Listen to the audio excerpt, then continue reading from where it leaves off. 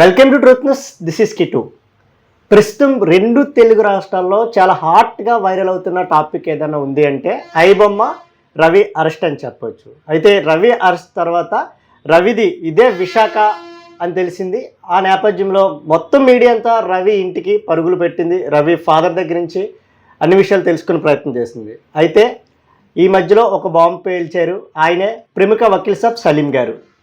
ఇది ఇలా చెప్పే కంటే కోడికత్తి శ్రీని బయటికి తీసుకురావడం, ఆనాటి ముఖ్యమంత్రి జగన్పై దాడి చేసిన వ్యక్తులు ఎవరైతే గులకరాయ్తో దాడి చేసారో వారిని బయటికి తీసుకురావడం, జగన్ ముఖ్యమంత్రి కాకముందు ఇదే విశాఖ ఎయిర్పోర్ట్లో కోడికత్తి దాడి చేసిన శ్రీనివాస్ని కూడా బయటకు తీసుకురావడంలో ఆయన విజయం సాధించారు. ప్రస్తుతం అయితే మనతో పాటు వకీల్ సాబ్ సలీం గారు ఉన్నారు. ఆయన రవికి అయితే ఒక అభిమం ఇచ్చారు. ఖచ్చితంగా ఐబొమ్మ రవిని నేను బయటికి తీసుకొస్తానంటూ కూడా ఆయన చెప్పిన నేపథ్యంలో మీడియా మొత్తం కూడా సలీం గారి ఇంటికి క్యూ కట్టింది. ప్రస్తుతం మనతో సలీం గారు ఉన్నారు, మాట్లాడే ప్రయత్నం.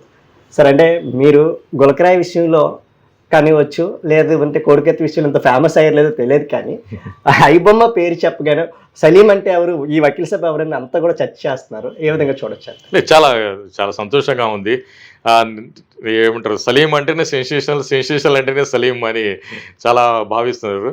సో నేను రెండు సెన్సేషనల్ కేసు చేసిన తర్వాత ఈ థర్డ్ ఇది సెన్సేషనల్ కేసు అని నేను భావిస్తున్నాను సార్. ఇది బాహుబలి 3 అంట నేను. అంతే. అంటే సార్, ఇప్పుడు కోడికత్తి కేసు చూసుకోవచ్చు, గులకరాయి కేసు తీసుకోవచ్చు, కానీ దానికి చూసినట్టయితే హెవీ ఇంపాక్ట్ అనేది ఈ ఐబొమ్మ మీద. ఎందుకంటే మొత్తం సినీ ఇండస్ట్రీ మొత్తం ఇన్వాల్వ్ అయిపోయింది, గవర్నమెంట్ ఇన్వాల్వ్ అయింది, అట్ ఏ టైం ఏదైతే మొత్తం తెలంగాణ ఏపీ పోలీస్ మొత్తం కూడా ఇన్వాల్వ్ అయింది. మరి ఈజీ అనుకుంటున్నారా రవిని బయటికి తీసుకురావడం? నాకు ఎంత హార్డ్ కేసు ఉంటే అంత ఈజీగా నాకు అనిపిస్తుంది. అది అంత నేను ఏమంటారు హార్డ్ వర్క్గా చేస్తాను. అది నా ఉన్న నేచర్.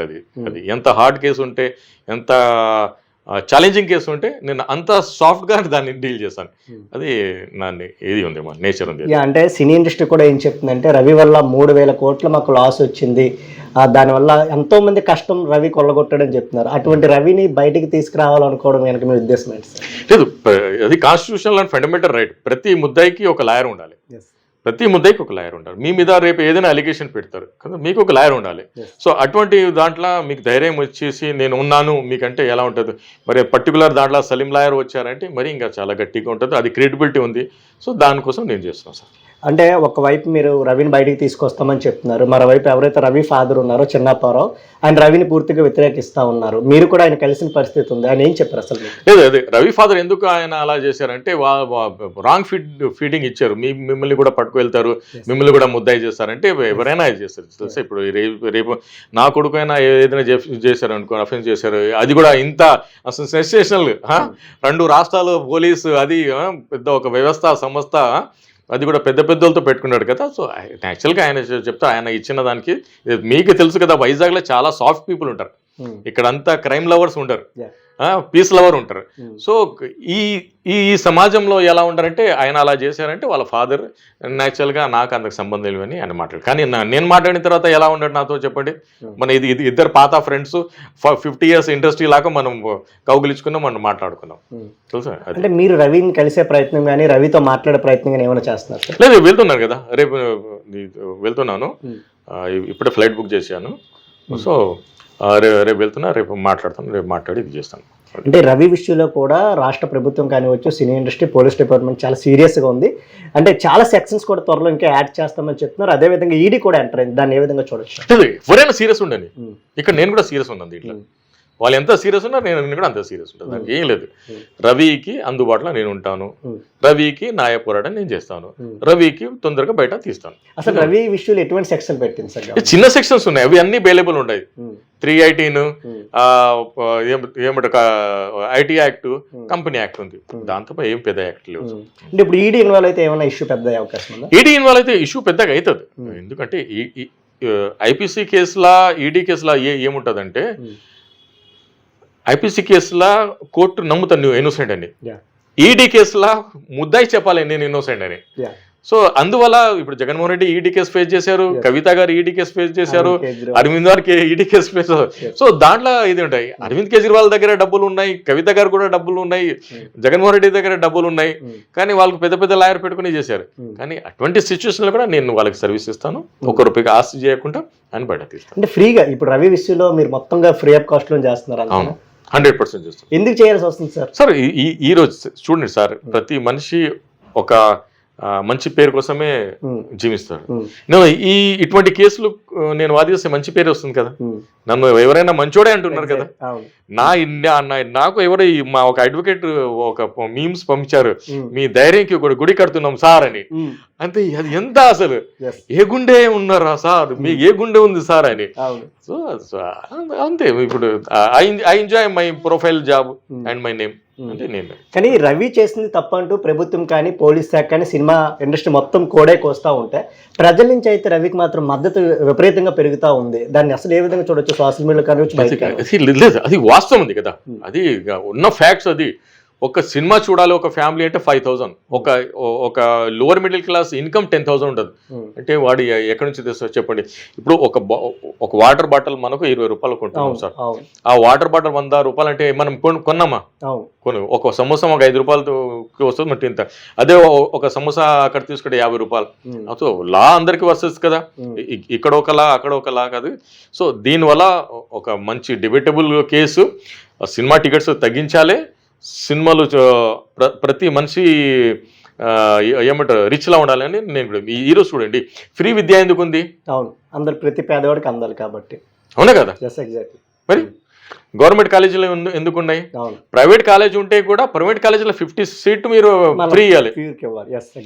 గవర్నమెంట్ ప్రైవేట్ హాస్పిటల్ ఉంటే కూడా 25% పేషెంట్ కి ఫ్రీ మీరు ఇది ఇవ్వాలి. అన్న కార్పొరేట్ హాస్పిటల్ అంటే అలా కుదరదు కదా.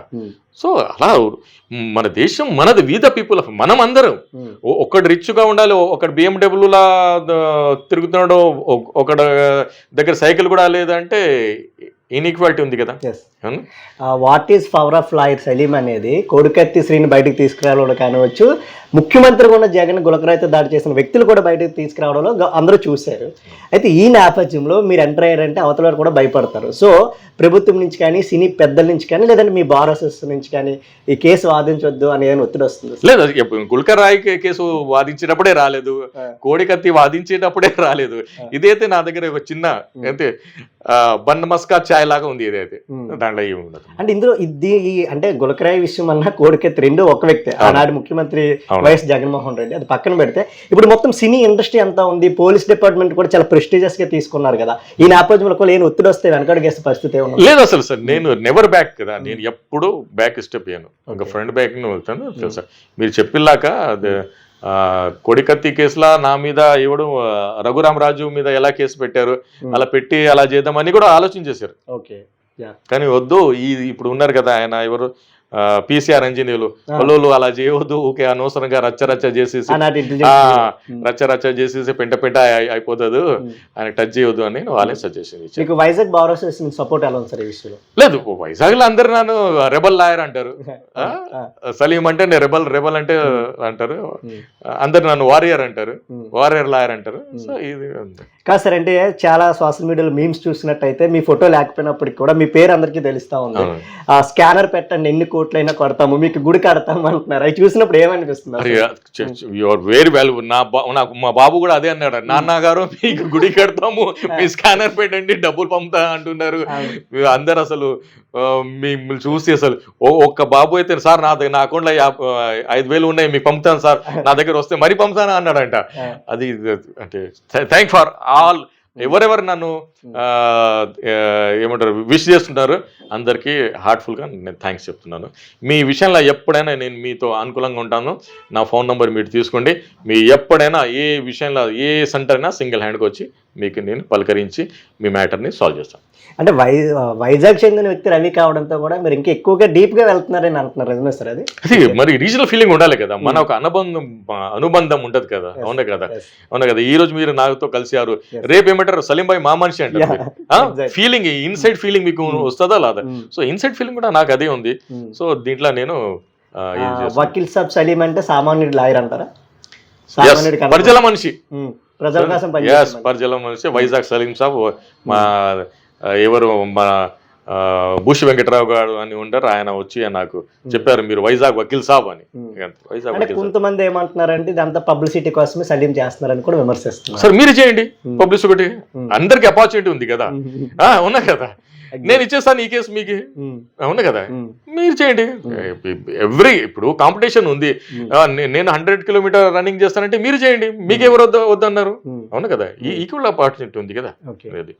అంటే సార్ పోలీస్ డిపార్ట్మెంట్ ఏం చెప్తుందంటే ఈ పైరసీ కానీ ఇదంతా కూడా చిన్న చిన్న నేరాలు అయినప్పటికీ కూడా మధ్యలో బెట్టింగ్ యాప్స్ ప్రమోట్ చేసి సుమారు 20 కోట్ల రూపాయలు ఆయన సంపాదించాడు, దానికి సంబంధించి మేము 3 కోట్లు కూడా సీజ్ చేసాము, ఫ్రీజ్ చేసామని చెప్తుంది. దాన్ని ఏ విధంగా చూడొచ్చు? లేదు, అది వాళ్ళు చెప్పిన వారకే వచ్చింది, కానీ ఫ్యాక్ట్ ఆఫ్ ద కేసు నాకు మెటీరియల్ రావాలి కదా, నా ఎవిడెన్స్ చేతిలో ఉండాలి. ఎవిడెన్స్ చేతికి రాకుండా నేను ఏం మాట్లాడాను కదా, ఫ్యాక్ట్ చేతిలో వస్తేనే నేను మాట్లాడతాను. హైదరాబాద్ త్వరలో వెళ్ళబోతున్నారు, ఇప్పుడు వెళ్తున్నాను హైదరాబాద్. రవిని కలవడానికి ఏర్పాటు రేపు మాక్సిమం రవి కలుస్తాను కదా, రవి కలిసేసి మాట్లాడి అతను ధైర్యం ఇస్తాను, ధైర్యం ఇచ్చేసి ఆయన రవి ఏం చెప్పింది చేస్తాను. సార్ ఎప్పటి నుంచో రవి ఇలా పైరసీలు చేస్తున్నారు, కానీ రీసెంట్ గా పోలీసులకి ఆయన ఒక ఛాలెంజ్ ఇస్తారు, దమ్ము ఉంటే నన్ను పట్టుకోండి, లేదంటే అందరి డేటా కూడా బయటకు పెడతానని చెప్పారు. దాని ఇంపాక్ట్ అంటారా? లేదంటే రవి కూడా ఏం చెప్తున్నాడంటే నా భార్య నన్ను పట్టించింది అంటారు. ఇందులో పోలీసులు విజయం అంటారా, లేదంటే భార్య చేసిన పని? లేదు, ఇప్పుడు మీరు చెప్పిన మాటలు ఎంత వాస్తుంది, నేను రవితో మాట్లాడితేనే మనకు తెలుసు. నేను ఈ పాయింట్ మీదనే మాట్లాడతాను, ఓకేనా. మీరు ఆయన ఛాలెంజ్ చేసింది ఏమంటారు, క్రెడిబిలిటీ ఉందా, అది అంటే ఆ మాటకి ఏమైనా ఎవిడెన్స్ ఉందా, అది ఆయన పట్టించిన దాంట్లో ఎవరు హస్తం ఉంది, నేను మాట్లాడి మీకు చెప్తాను. ఇప్పుడు అంటే చాలా కాల్స్ కూడా మీకు వస్తూ ఉన్నాయి, రవి ఫ్రెండ్స్ కూడా మీకు ఫోన్ చేస్తూ ఉంటున్నారు, ఏం చెప్తున్నారు సార్ వాళ్ళందరూ? సార్ సలీం అందరికి friend, not only Ravi, not only Ravi, age doesn't matter, all are friend. Ravi father నాకు ఫ్రెండ్, రవి ఆల్సో కూడా నాకు ఫ్రెండ్, అంతే. నేను మన ఉంది కదా, నేను వైజాగ్ కానీ ఒక ఫ్యామిలీ లాగా ఫీల్ అవుతాను, ఒక వరల్డ్ కూడా నా ఫ్యామిలీ లాగా ఫీల్ అవుతాను.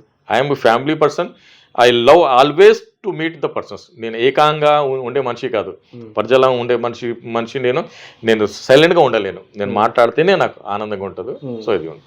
అంటే మీకు అంటే ఆఫ్ ద రికార్డ్ మీకు ప్రాణహాని కూడా ఉండొచ్చు కదా సార్ ఇటువంటి కేసులు వాదించడం? సార్ ఒకటి వేదంలో ఉంది, పుట్టినవాడు సత్యక తప్పదు, సచ్చినవాడు పుట్టక తప్పదు, అంతే కదా. ఇది ఎవరైతే ఐబొమ్మ రవి కేసుని వాదించడానికి ముందుకు వచ్చారో విశాఖ చెందిన ప్రముఖ వకీల్ సాబ్ లాయర్ సలీం. ఇప్పటికే ఈయన ఆంధ్రప్రదేశ్ రాష్ట్ర మాజీ ముఖ్యమంత్రి జగన్పై, ఆయన ముఖ్యమంత్రి కాకముందు ఇదే విశాఖ ఎయిర్పోర్ట్లో శ్రీనివాస్ అనే వ్యక్తి కత్తితో దాడి చేసిన, కోరికత్తో దాడి చేసిన కేసులో శ్రీనివాస్ని బయటకు తీసుకొచ్చారు. అదేవిధంగా ఎన్నికలకు ముందు 2024 ఎన్నికల ముందు జగన్ ప్రచారం కోసం బయటకు వచ్చిన సమయంలో విజయవాడలో ఒక వ్యక్తి గులకరాయితో కూడా దాడి చేశారు, ఆ వ్యక్తిని కూడా బయటకు తీసుకొచ్చారు. అవన్నీ పక్కన పెడితే ఐబొమ్మ రవిని ఖచ్చితంగా బయటకు తీసుకొస్తాను, సామాన్యులకు నేను అందుబాటులో ఉంటానంటూ చెప్తున్నారు లాయర్ వకీల్ సాబ్ సలీం.